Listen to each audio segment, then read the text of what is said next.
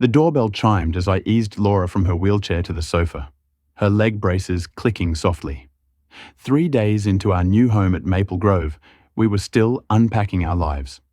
"Can you grab it?" Laura asked, adjusting her braces with the same steely focus she'd always had.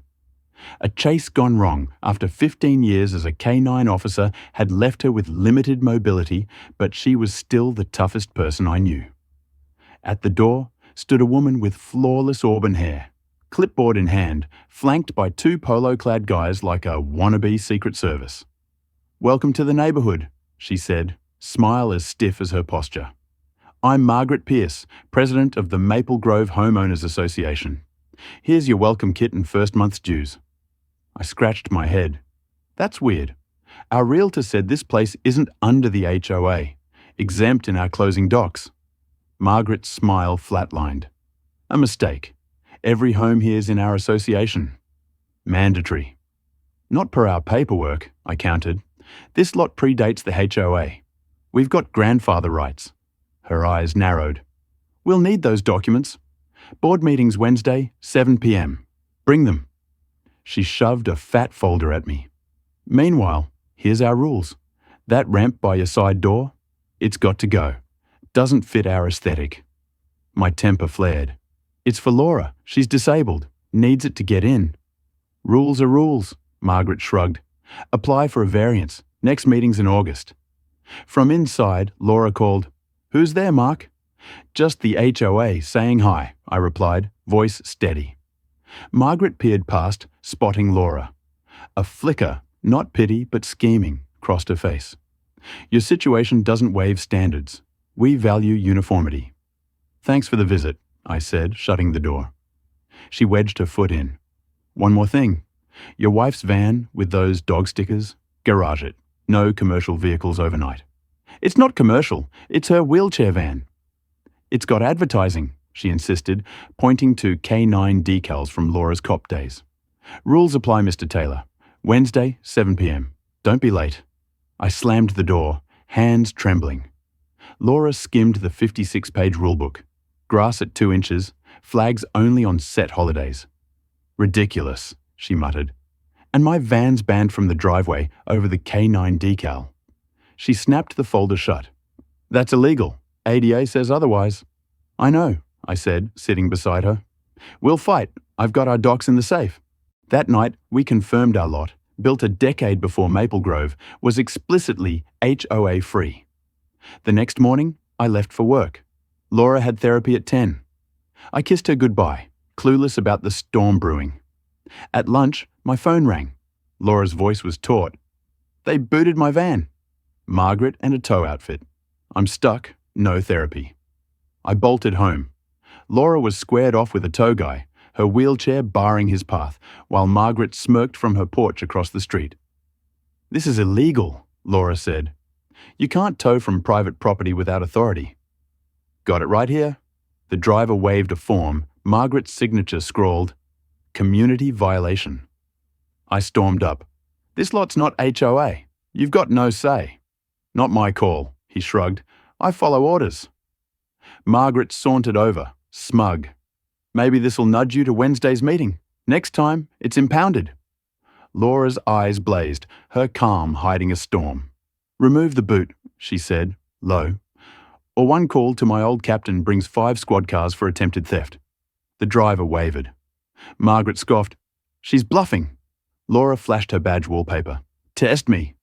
15 minutes and a sharp call later, the boot was off. A cop, Laura's ex-rookie, rolled up to check in. Margaret slunk off, but war was on. That night, I rigged cameras. Laura called her lawyer pal, a housing discrimination pro.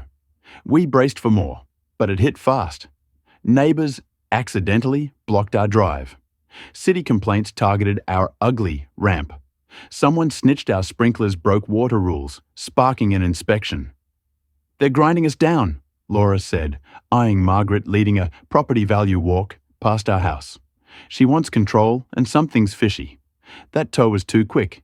Kickbacks, maybe." "Next step?" I asked. Her jaw set. "Evidence. Allies. Wednesday prep." Laura's cop network unearthed 3 dropped HOA overreach cases and a rental property tied to the tow firm.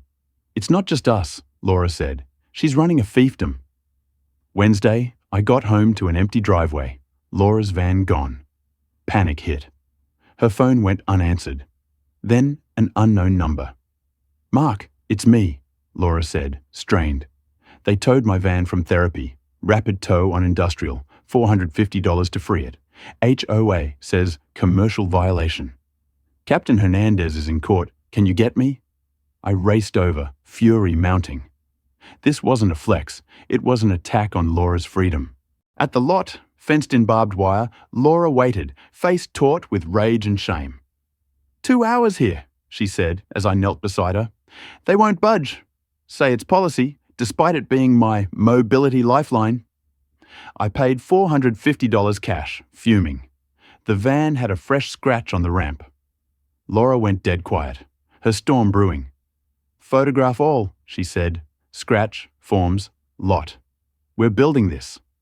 Driving back, she called her lawyer, ex-cops, and Tina, a reporter who'd profiled her K-9 unit. "Tina, remember that first responder housing story? I've got one." By our driveway, a news crew was set for the HOA meeting.